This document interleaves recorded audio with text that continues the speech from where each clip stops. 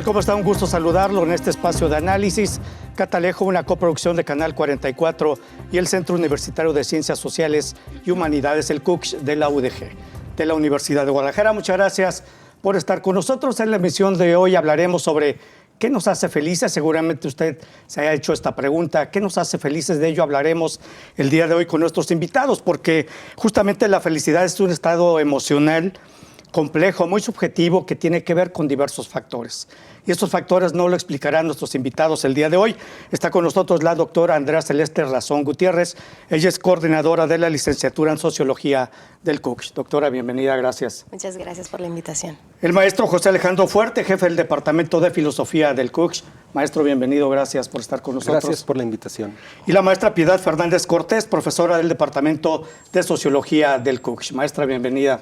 Muchas gracias por estar con nosotros. Maestro, por invitarme, gracias. Bueno, iniciamos con el tema de la felicidad desde el punto de vista de la sociología. Doctora Andrea Celeste Razón, ¿cómo ve la sociología la felicidad? ¿Qué nos hace y qué nos puede hacer feliz? Mira, hay ciertos estudios que marcan cuáles son algunos de los elementos que nos hacen socialmente felices.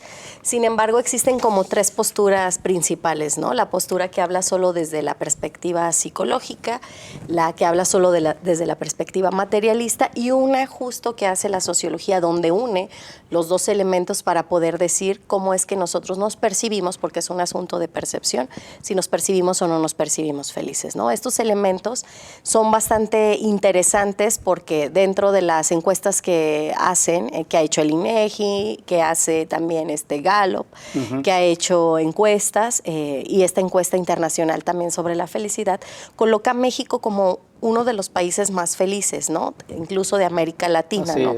Y dentro de los primeros 20 países más felices del mundo. Es una característica muy peculiar y muy específica de México y de los países de América Latina que generalmente se entienden como países felices por las condiciones que tienen, ¿no? Sobre todo el tema de la inseguridad, el tema de las crisis económicas o de los problemas sociales que de forma general afectan, ¿no? A la población. Y en el caso de México, que han venido desarrollándose. Sin embargo, cuando nos preguntan a las y los mexicanos si nos percibimos como felices, solemos decir que sí. Así es. Maestro José Alejandro Fuerte, la filosofía, ¿cómo considera la felicidad y qué nos puede hacer, qué nos hace felices? Bueno, como filósofo, primero me gustaría replantear la pregunta y preguntar simplemente qué es la felicidad. Ya bajo esa perspectiva, podríamos decir que los filósofos a lo largo de la historia han dado varias respuestas. Podríamos, por ejemplo, iniciar con Platón. Platón consideraba que la felicidad era como una mezcla entre el placer y la inteligencia. Y eso es interesante, o sea, no es nada más el placer. La mayoría pensaría que la felicidad es el placer, obtenido de múltiples maneras. Aunque sea momentáneo, ¿no? Exacto, sí. Pero Platón dice, pero no somos animales, o sea, no podemos quedar satisfechos solo con el placer. Necesitamos también, como somos racionales, que intervenga la inteligencia. Y entonces ahí Platón empieza a mezclar, o sea, que en este caso la felicidad tiene que ser como una especie de conjunción entre lo que nos da placer y la inteligencia. En ese sentido, un ejemplo sencillo, una obra de arte puede combinar el placer, digamos, de escuchar una pieza musical, y la inteligencia, puesto que pone, digamos, en marcha todas nuestras capacidades imaginativas y cognoscitivas al momento de apreciar una obra. Entonces, esa era una primera aproximación desde Platón, aunque, por ejemplo, Aristóteles, él lo ve desde otra dimensión, como más ética, y considera que la felicidad es más bien la virtud. Y ya cuando habla de virtud, habla de fortaleza, de templanza, de justicia. Y eso dice que solamente se puede dar en el seno de la sociedad, o sea, que la virtud principal es la justicia. Entonces es muy interesante cómo desde la antigüedad la ética enfoca dos elementos, la felicidad y la justicia. Y a lo largo de la historia de la filosofía, en la modernidad, habrá filósofos como Kant que le den mayor importancia a la justicia, no tanto a la felicidad. Muy bien. Gracias, maestro. Maestra Piedad Fernández, ¿qué nos hace felices? Quiero aclarar que la maestra Piedad Fernández es historiadora. Historiadora, entonces va a dar algunos puntos de vista relacionados con la felicidad, cómo ha sido considerada a lo largo de la historia, maestra. En ese sentido, yo quisiera retomar un poco también lo del maestro Alejandro Fuerte, porque pues los historiadores, bueno, igual que los sociólogos, los filósofos, trabajamos con conceptos, pero también trabajamos con conceptos históricos, y entonces, pues a través de la historia, el concepto de felicidad ha ido cambiando. Entonces, en la antigüedad, como el maestro menciona, pues tiene que ver con un asunto de bienestar y plenitud en la antigüedad, independientemente del filósofo que abordemos, cada uno con sus asegúnes, pero luego nos podemos ir a la etapa del cristianismo, donde la felicidad no es terrenal, sino se busca pues en el más allá, ¿no? La muerte, en la búsqueda de Dios, ¿no? En el encuentro con Dios, y ahí entra, por ejemplo, algunos, me estaba acordando de San Francisco de Asís, que precisamente decía como que la felicidad estaba en la búsqueda de Dios, pero cada etapa de la historia tiene la manera, de acuerdo a su contexto social, político, cultural, un significado. Después de la era cristiana nos podemos ir a la Ilustración, por ejemplo, y en ese sentido la Ilustración relaciona la felicidad con el asunto de los valores, pone el concepto de humanidad otra vez vigente, la renovación otra vez del placer, de las artes plásticas, de la música. O sea, el humanismo se pone vigente, y en ese sentido pues también viene la Ilustración con el sentido de un poco como de justicia.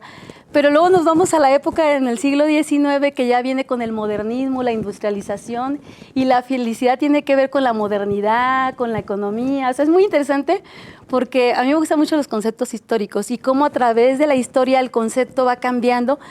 Y bueno, yo me estoy diciendo de manera general, pero el concepto lo podemos aterrizar en una ciudad, en un estado, y cómo también tiene sus asegúnes, porque de ahí nos podemos ir a México y cómo el sentido de felicidad, por ejemplo, la Revolución Mexicana tiene que ver con el sentido de justicia, por ejemplo, ¿no?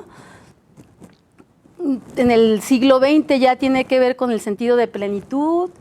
Y bueno, posteriormente, justamente en el siglo XX, XXI, surge la psicología, ya tenemos que ver con la psicología cognitiva en los años 50, en los años 90 la psicología positiva. Entonces, pues es un bonito recorrido que nos permite ver que pues también tiene que ver el contexto social, filosófico y político para que este concepto vaya cambiando. Muy bien, gracias. Y bueno, la encuesta mundial sobre felicidad que hace la encuesta mundial Gallup, que ya hizo referencia la doctora Celeste Razón, pues se pide a los encuestados precisamente que valoren su calidad de vida en una escala del 0 al 10. Y así se obtuvieron respuestas en más de 140 países. Obviamente se toman en cuenta diversos factores como la esperanza de vida, la sensación de libertad, la generosidad, el Producto Interno Bruto, que en México pues por los resultados no tiene nada que ver, el Producto Interno Bruto, o la percepción de la corrupción y el tema de la seguridad también. Aunque corrupción y seguridad, pues ya vimos que en México pues quizá tampoco nada tiene que ver con esto. Resulta que Finlandia es el número 1, Dinamarca 2, Islandia 3, Suecia, Israel, Países Bajos, Noruega, Luxemburgo, Suiza y Australia son los 10 países más felices, o los habitantes de estos países son los más felices del mundo. Doctora Celeste Razón. Sí, en la encuesta es muy curioso cómo retoman ciertos aspectos como los que acabas de mencionar para poder preguntarle a la población si son felices o no. Una de las conclusiones que tiene esta encuesta, y casi todas las encuestas sobre temas de felicidad, es que dicen que al llegar a un nivel de bienestar, porque realmente eso es lo que engloba el bienestar social, desde el aspecto sociológico, se llega a una media de bienestar social y entonces la percepción de la felicidad ya no crece, se mantiene. Quizás esas sean algunos de los elementos que han sido muy importantes a la hora de estar midiendo la felicidad en los países, ¿no? Sin embargo, en el caso, por ejemplo, de México, de América Latina, podemos entender la felicidad también como que hay una especie de estratificación social de la felicidad. Y esa estratificación social de la felicidad nos habla que hasta dependiendo de la clase social a la que pertenecemos, es que tan felices o no son tan felices.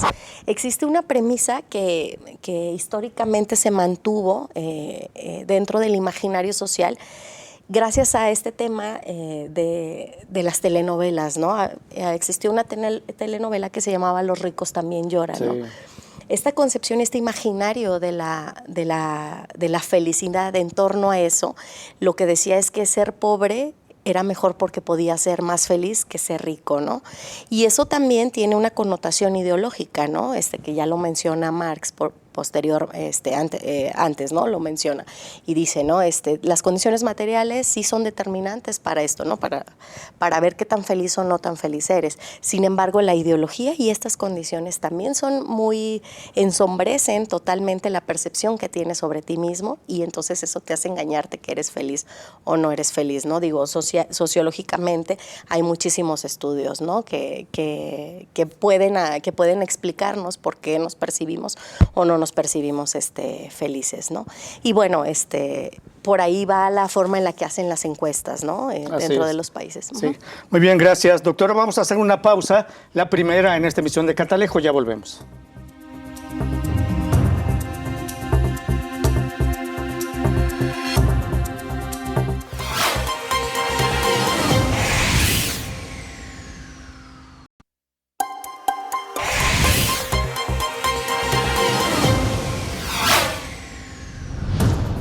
Continuamos en Catalejo, gracias por seguir con nosotros. El tema es qué nos hace felices en la emisión de hoy con base en la encuesta mundial sobre felicidad. Y bueno, algunos hallazgos de esta encuesta. Como ya mencioné, Finlandia es el país más feliz del mundo por 7º año consecutivo. México está en el lugar 25 a nivel mundial. En América Latina, México es el tercer país más feliz en la categoría de menores de 30 años. En promedio, las personas nacidas antes de 1965 son más felices que las que nacieron después de 1980. Lituania tiene a los niños y jóvenes menores de 30 años más felices. Dinamarca es el país más feliz del mundo para los mayores de 60 años. Y otros hallazgos. Los países en transición en Europa del Este, por ejemplo, han aumentado su felicidad. Chequia, Lituania y Eslovenia. Estados Unidos y Alemania han caído al 23 y 24 puestos en la clasificación mundial. O sea que ahí en Alemania, bueno, con Donald Trump seguramente será por eso. Maestro Alejandro Fuerte, Aristóteles menciona la eudaimonia como un concepto de felicidad. ¿En qué consiste este? Bueno, este concepto simplemente nos remite a la felicidad como un bien. De hecho, la pregunta que usted formuló al principio, en la primera cápsula, ¿qué nos hace felices? La respuesta sería los bienes. Entonces la discusión es, ¿pero qué son los bienes? ¿Cuáles bienes? Entonces, en Aristóteles, básicamente está remitido como al ámbito social, al ámbito de la justicia. O sea, Aristóteles no concibe al hombre fuera de la sociedad. O sea, el hombre es un ser social. Y entonces tiene que realizarse plenamente en el ámbito de lo social. Eso es interesante porque no es un esquema individualista como el que existe actualmente, donde el individuo es la categoría central y se aísla de su contexto y independientemente de cómo logre la felicidad, se justifica. En Aristóteles el individuo está dentro del seno de la sociedad y es allí donde tiene que cumplir algún tipo de función. Eso lo retoma de Platón. O sea, Platón en la República pensó la sociedad como estratificada en clases, la clase, por ejemplo, gobernante, y tenía una virtud esa clase, idealmente, la prudencia. Luego la clase de los guerreros, que sería la clase defensiva de la sociedad, y esa tendría como virtud la fortaleza, ¿sí? El valor, ¿sí? En la batalla. Y luego estaría la clase, digamos, trabajadora en general, y ahí simplemente sería la fortaleza también. Ahora, el conjunto, digamos, tiene que cumplir cada quien su parte para lograr templanza y para lograr justicia. Entonces la felicidad se da en el seno de la sociedad, no aislado, sino en el conjunto, por lo menos para estos pensadores. Posteriormente habrá otros matices, otras corrientes filosóficas como el estoicismo y el epicureísmo. Estas nos van a dar otros elementos para considerar en el tema de la felicidad. Pero por lo pronto en Aristóteles sería como realización plena de la persona dentro de su ámbito social. Así es. Gracias, maestro. Maestra Piedad Fernández. Sobre Aristóteles, porque traía preparado el tema presente de No, lo que es yo eudaimonia, quisiera, ¿no? Sí, más bien retomar este asunto de, bueno, han estado hablando ustedes de encuestas. Por ahí yo revisaba la maestra Roselina Ballesteros, es una académica que también se ha dedicado al estudio de la felicidad, y pues después de un estudio de muchas encuestas de 3 años, ella se aboca en el aspecto de la felicidad, pues también como en el trabajo, en la cuestión laboral, en la cuestión educativa, y eso se me hace muy interesante. Y por ejemplo, en el caso de los trabajadores, pues habla el asunto de la felicidad como este asunto de la trascendencia, ¿no? Que regularmente pues necesitamos un incentivo de ser reconocidos en el día a día, y ella habla que no cuando te tengas que ganar un trofeo o porque competiste, porque fuiste el mejor trabajador, sino que en el día a día debe haber un reconocimiento.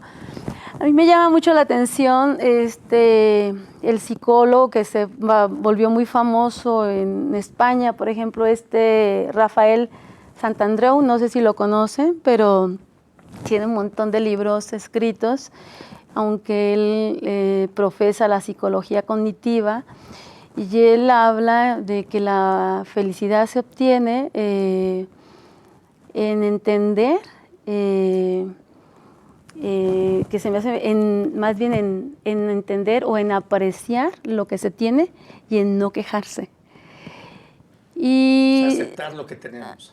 Sí, no es a veces pareciera este asunto como medio religioso, ¿no? A mí me evoca... conformista. Como conformista, pero no es así. Cuando él lo van interrogando a través de muchas premisas, se me hace muy interesante la postura del reconocimiento, y yo creo que a veces linda un poquito, aunque él dice que él no profesa la psicología positiva, que tiene que ver con en el día a día, el que reconozcamos muchas actitudes de vida. Por ejemplo, en la cuestión de la psicología cognitiva dice que reconozcamos la realidad que no podemos cambiar, no es conformismo, es aceptar lo que es, y es más bien trabajar. La psicología cognitiva, que se me hace muy interesante porque emula un poco nuestro cerebro con una máquina, y en ese sentido es cómo programamos nuestra mente para pensar ante las situaciones adversas que se nos presentan, y es cómo fortalecemos nuestra mente ante esas situaciones adversas que se presentan. Entonces depende de uno el cómo quieras manejar una realidad que ya no se puede modificar. Entonces dices, bueno, pues si viene un león, pues sí tengo que tener cuidado porque viene un león, y pues ya sabemos la magnitud de lo que puede pasar. Pero en general, en la vida ordinaria, me parece a mí muy interesante su postura de que hay cosas que efectivamente es el reconocer el día a día lo que tenemos y qué hacemos con eso que tenemos. Muy bien. Gracias, maestra. Hay un sociólogo holandés, Ruud Verhoeven, que él considera y define la felicidad como el grado que una persona juzga favorablemente la calidad global de su vida en su conjunto, abarcando 2 conceptos: satisfacción con la vida y el afecto. Sí, de hecho, dentro de la sociología, que las y los sociólogos que se dedican a la sociología de la felicidad son muy pocos, sí. Y son relativamente nuevos los estudios, existe una ecuación que dice más o menos así, ¿no? ¿Cuál es la fórmula para ser felices? Y coinciden en lo siguiente: condiciones materiales obviamente favorables, relaciones sociales de calidad, tener un estatus reconocido ante las personas, una autopercepción positiva y relaciones vinculares, ¿no? Esas son como la ecuación que dentro de las ciencias sociales se han venido consensando, ¿no? Es importante, yo creo, que estos estudios de la felicidad, porque mencionaba hace un momento, la maestra Piedad menciona el tema de cómo percibirse y cómo estar conformes con eso, ¿no? Un texto clave dentro de las ciencias sociales, de la sociología específicamente, es uno de Max Weber, que es La ética protestante y el espíritu del capitalismo, ¿no?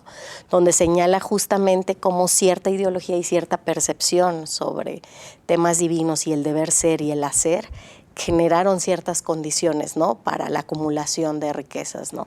Y estas cosas son verdaderamente importantes, ¿no?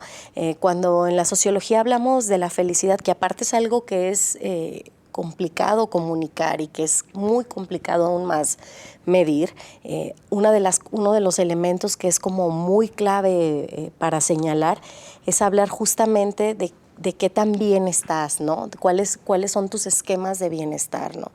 Es más fácil que una persona que tiene mejores recursos económicos sea más feliz que a una persona que carece de estos recursos económicos, ¿no? Porque incluso el acceso en esa novela que dijo ahí no ahí no, no. En esa no. Y hay muchos estudios sobre incluso esta novela, ¿no? La novela de Los ricos también lloran, ¿no? Que es algo que es como un referente justamente para estos temas, ¿no? Y esto tiene que ver mucho con el acceso también a ciertos servicios, ¿no? El acceso a la salud mental es algo que es altamente costoso, no cualquier persona puede pagarlo, ¿no? Y debería de estar dentro de un esquema básico que el Estado provee, ¿no? Otro elemento de medición tiene que ver con lo que provee el Estado, ¿no? Para saber si las personas se perciben o no se perciben felices. Pero volvemos nuevamente al caso de México, ¿no?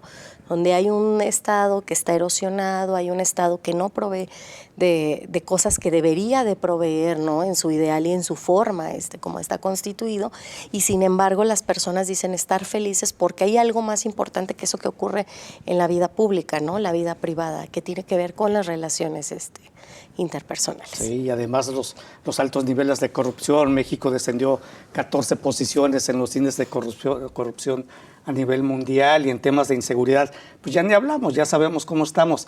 Y por eso es la paradoja latinoamericana, ¿no? En esta encuesta de Gallup y en esta encuesta de la encuesta mundial sobre felicidad se habla de eso, la paradoja latinoamericana, cómo los países, incluyendo México, con estos problemas, están felices. O sea, algo que no se explican, ¿no? Vamos a hacer una nueva pausa, regresamos. Esto es Catalejo.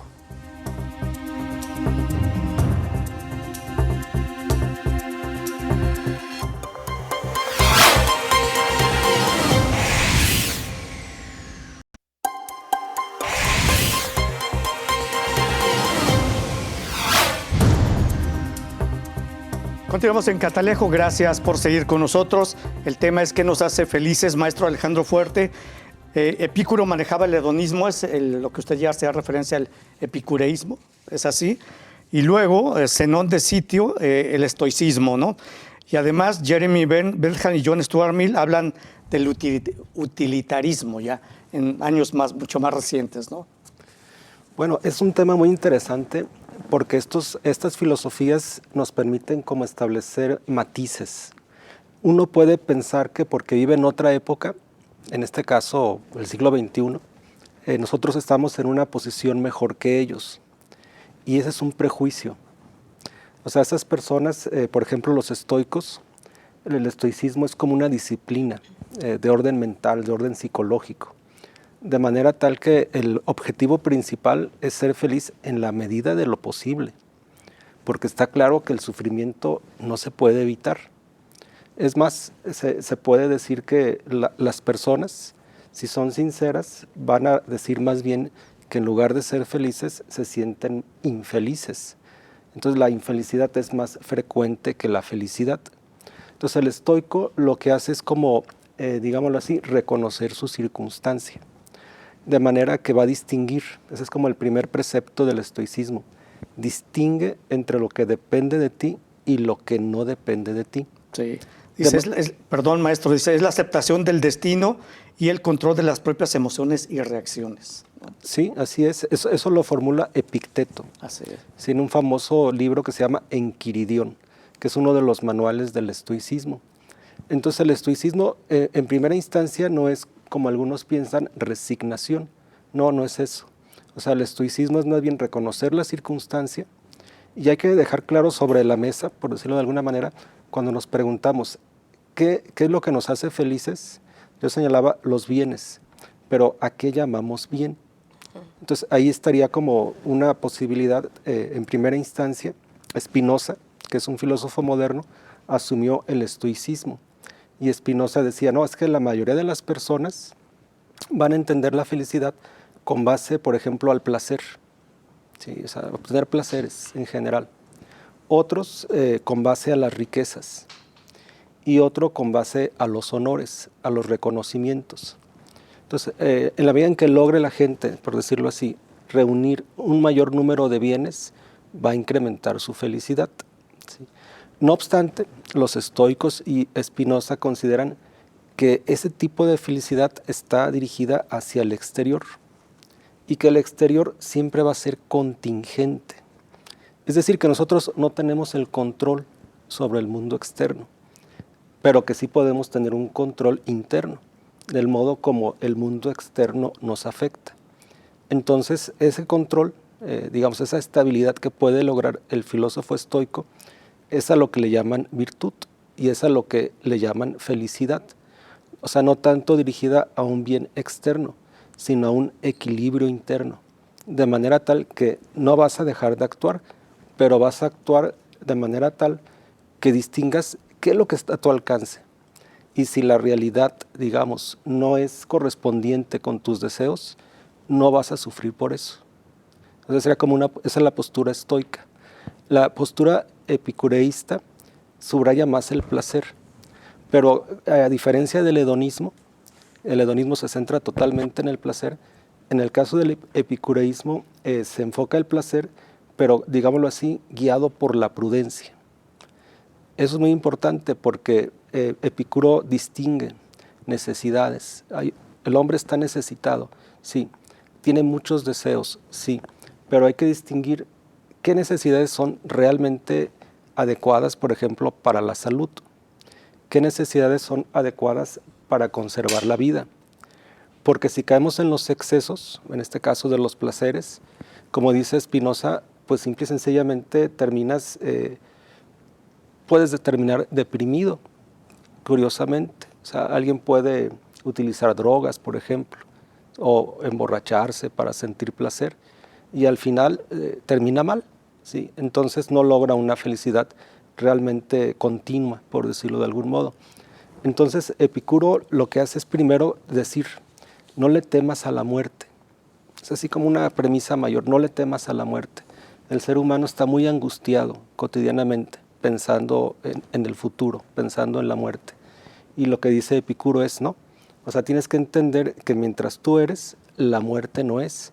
Y cuando la muerte es, tú ya no eres. O sea, tienes que perder ese miedo. Y por otra parte, también despeja, digamos, el tema de la divinidad. Epicuro es como ateísta, por decirlo de alguna manera. Entonces no dependemos de otras fuerzas, sino de nuestras propias fuerzas para lograr bienestar.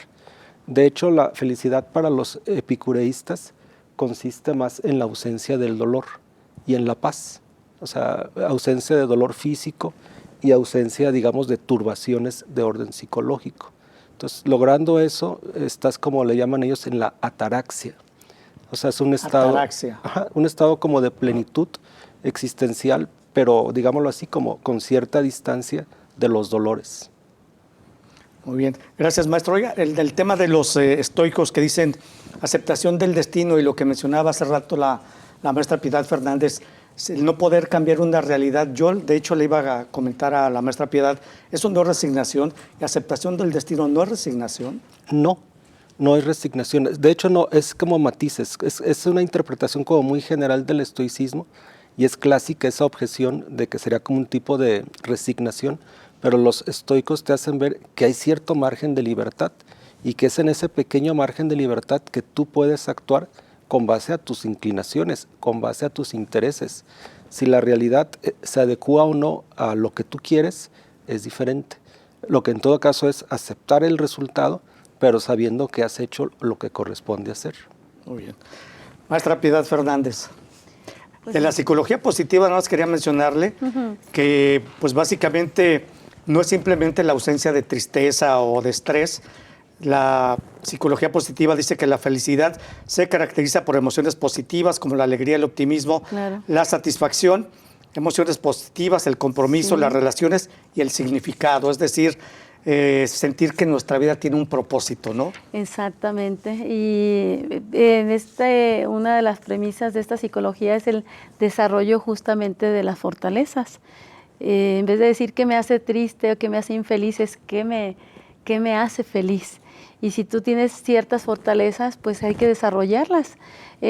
Tú bien mencionabas alguna de las características que se llama como, en la psicología positiva, se le llama el compromiso, el sentir estas emociones de felicidad.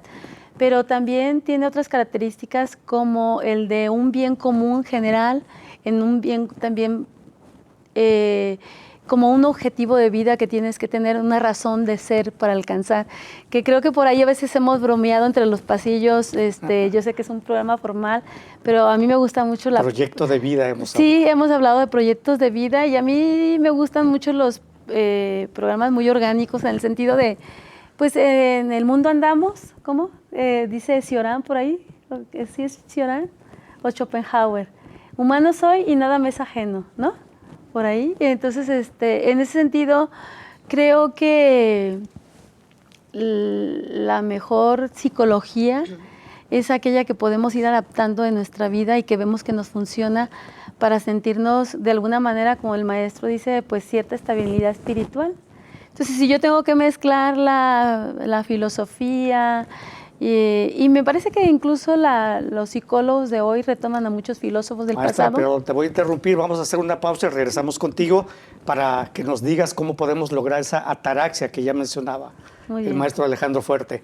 Ya regresamos, esto es Catalejo.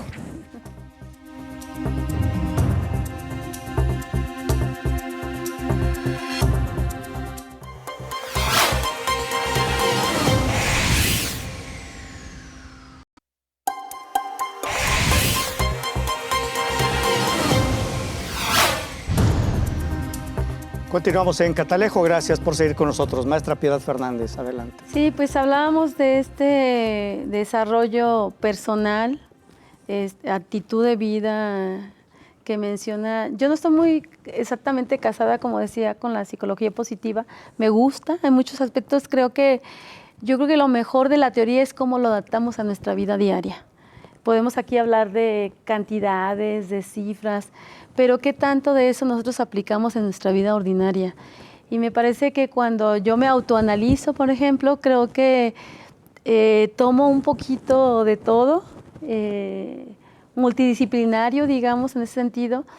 A mí me reconozco mucho en la psicología cognitiva, pero también creo que tengo parte en mi actitud y en mi forma de ser en la vida de la positiva. Por ejemplo, este psicólogo que yo mencionaba, Rafael de España, pues él dice que hay una cifra, una cantidad económica que requiere el ser humano, que es para un bienestar,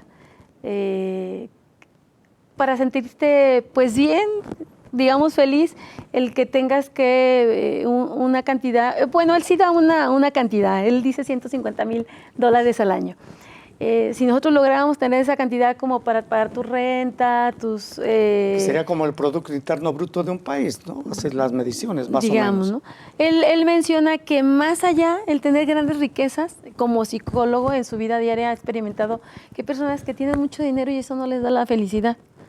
Entonces, él dice que con que tú cubras la parte de necesidades básicas, tú puedes ser feliz. ¿Cuánto dice él? $150,000 al año. Bueno, para él, a lo mejor para ti es muy poquito y tú quieres. O a lo mejor necesito menos. ¿No? Tengo yo un amigo que él dice que es feliz teniendo un libro en la mano y metiéndose en esas historias que hay en ese libro. Y no come ni nada. Con lo básico, con lo que te da el trabajo, ¿no? Diario.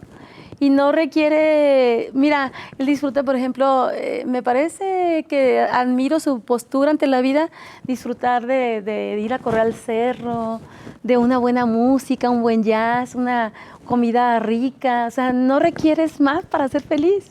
Es de alguna manera el abandono de cierta medida. Para él eso es la felicidad. Y yo creo para que otras personas no. No, es relativa, pues claro. Cada quien construye su felicidad de manera distinta. Muy bien. El asunto es que hay una realidad y pues esa realidad pues tienes que confrontarla también día a día.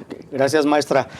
Doctora Celeste Razón, hay un sociólogo también, Mark Granovetter, que tiene un concepto, yo cuando lo leí me pareció muy interesante, la fuerza de los lazos débiles, que él lo considera es una relación cercana con personas con las que no tenemos una relación así propiamente, que pueden ser más importantes para la movilidad social y el acceso a oportunidades que los lazos fuertes que tenemos con familiares o amigos muy, muy cercanos.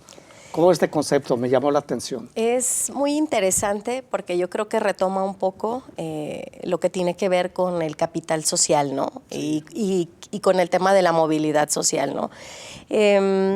Dentro de lo que mencionaba un poco Piedad con respecto a la percepción de la felicidad, ¿no? Y el valor de ciertas relaciones o de ciertos vínculos que sí vienen analizados desde la psicología y desde la sociología, encontramos que este tipo de vínculos también son importantes porque lo que generan son mejores condiciones materiales para el sujeto, ¿no? La búsqueda de estos vínculos lo que genera es una posición distinta del sujeto y también un reconocimiento distinto, una estratificación social de la felicidad.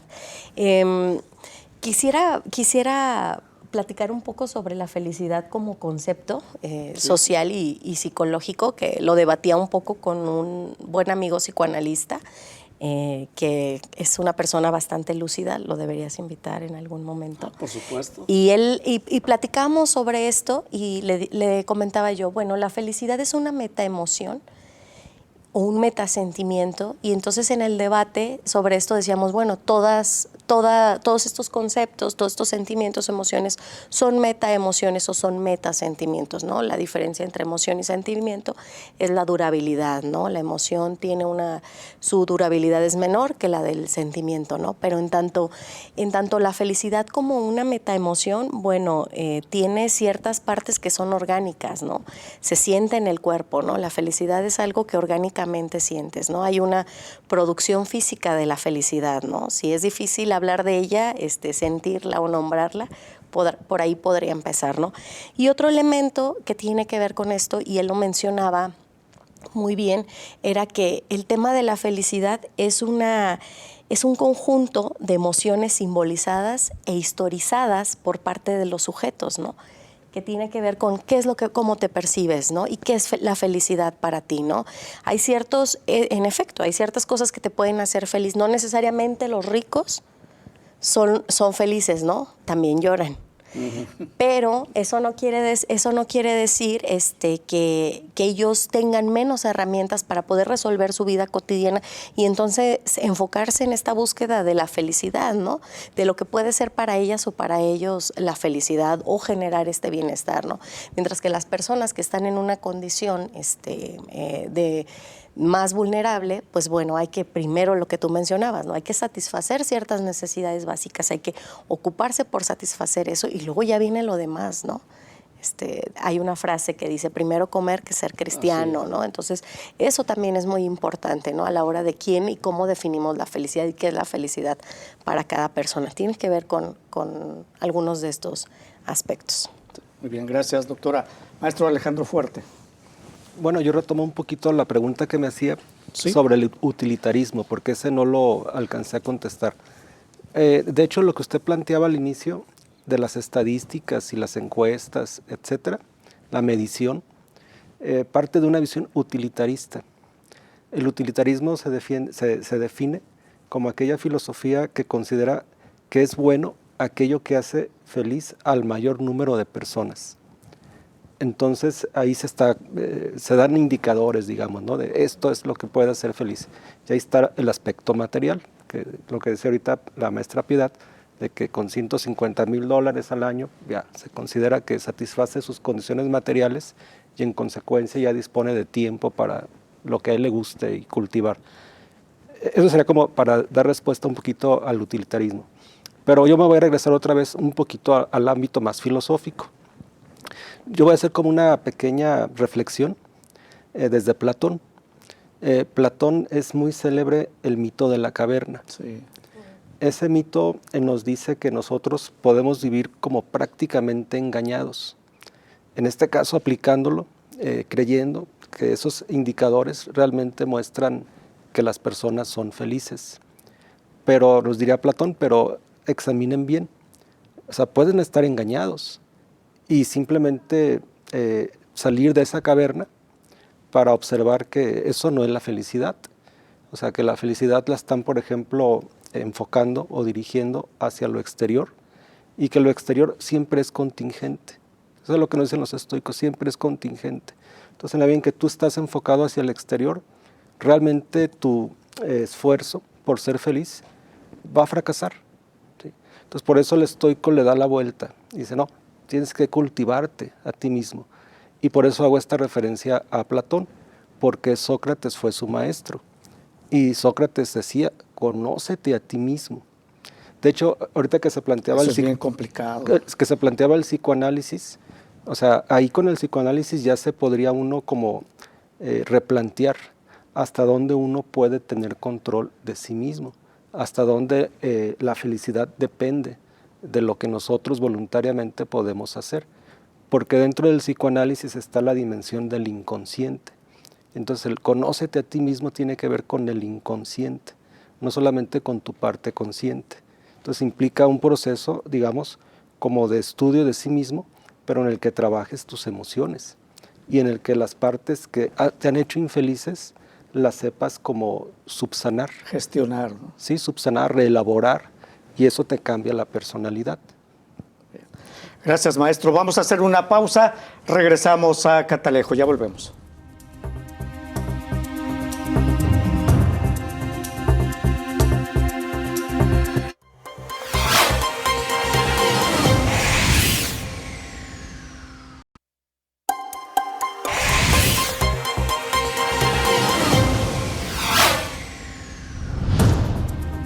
Llegamos a la parte final de Catalejo. El INEGI como tal no publica un índice de felicidad, pero sí realiza estudios y encuestas que miden el bienestar subjetivo de la población mexicana. Se trata del módulo de bienestar autorreportado, que tiene que ver con satisfacción de la vida, balance anímico, satisfacción en diversos ámbitos como el nivel de vida, el trabajo, la seguridad, la salud, las relaciones personales.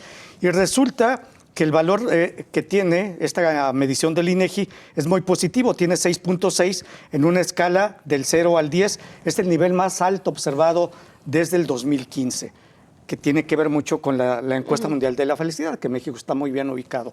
Sus conclusiones sobre el tema, iniciamos con usted, doctora Celeste Razón. Para retomar un poco este dato del INEGI, Sí, que adelante. es la encuesta, que esa encuesta se hizo el año pasado y estamos en espera de la nueva encuesta de cada año, ¿no? Primero, concluye INEGI que México es uno de los países donde la gente es más feliz, ¿no? Los hombres se sienten más felices con respecto de las mujeres, ¿no? El 48% de la población encuestada dijo estar satisfecha con su vida y solo el 7% dijo no estarlo, ¿no? Que es algo muy importante y relevante, ¿no?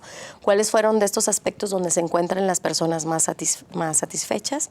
Bueno, el caso de su vida privada, están más satisfechos que con su vida pública, ¿no? Son elementos muy importantes para las y los mexicanos. Y bueno, otro elemento importante que concluye INEGI es que para las y los mexicanos el bienestar social tiene que ver con estas relaciones familiares, con estas relaciones de amistades y con estas relaciones de comunidad para sentirse felices o no. Es muy importante, yo creo, que mencionar estas cosas, ¿no? Porque si la felicidad es un tema tan difícil de comunicar, pues entonces hay que hablar de ella. Y más difícil sentir, ¿no? Además, maestro Alejandro Fuerte, sus conclusiones sobre el tema. Bueno, yo diría que en primera instancia no creamos que la felicidad es todo lo que, digamos, los medios de comunicación o las redes sociales. En las redes sociales es puro show, ¿no? Ahí todo está armado. Sí, o sea, nos hacen creer que es, en este que caso... todo el mundo es feliz, ¿no? Exacto. Sino más bien cada persona examinarse y ser honesta consigo misma. Y yo sí sugiero, por ejemplo, leer a los estoicos, leer a los epicúreos. De hecho, la clase de filosofía que se daba en prepa se podría cultivar desde ese ángulo, desde el ángulo ético y enfocado a la felicidad, para darle herramienta a los estudiantes, que desde jóvenes tengan, digamos, un discernimiento que les permita entenderse, su ser en el mundo, su poder ser, su proyecto. Entonces pienso que la filosofía sí nos puede dar como herramientas teóricas, conceptuales, para el conocimiento de sí mismo. Gracias, maestro. Maestra Piedad Fernández, tus conclusiones sobre la felicidad. Bueno, pues yo creo que es un tema muy amplio con muchas aristas, entre ellas pues ni siquiera tuvimos oportunidad de abordar el asunto de la salud mental, por ejemplo. Y la doctora sí lo fue abordó así como muy leve, ¿no? rápido, pues Pero aparte creo que este factor de la salud mental no lo preguntan en las encuestas, no aparece. Me parece que debe ser importante sí, una pregunta. Debe ser Sí. retomado. Y entonces en ese sentido, pues creo que la felicidad no solamente se construye yendo al gimnasio, ¿no? Hay que trabajarla. Creo que también es un sistema de valores que tenemos y que podemos retomar también de la filosofía y que tenemos que hacer una autorrevisión constante de esos valores y de esa filosofía personal, pues para acercarnos un poquito a nuestros, digamos, parámetros de felicidad. Sí. Y lograr eso que nos hace feliz, ¿no? Sí, claro. Que creemos que nos hace feliz. creemos. Pues les agradezco que hayan estado con nosotros en esta emisión de Catalejo. Doctora Celeste Razón, muchas gracias. Gracias. Maestro Alejandro Fuerte, Muchas gracias. gracias. Y maestra Piedad Fernández. Muchas gracias. Muchas gracias. maestro. Muchas gracias a Gracias. usted. Nos vemos y escuchamos en la siguiente emisión de Catalejo. Hasta luego.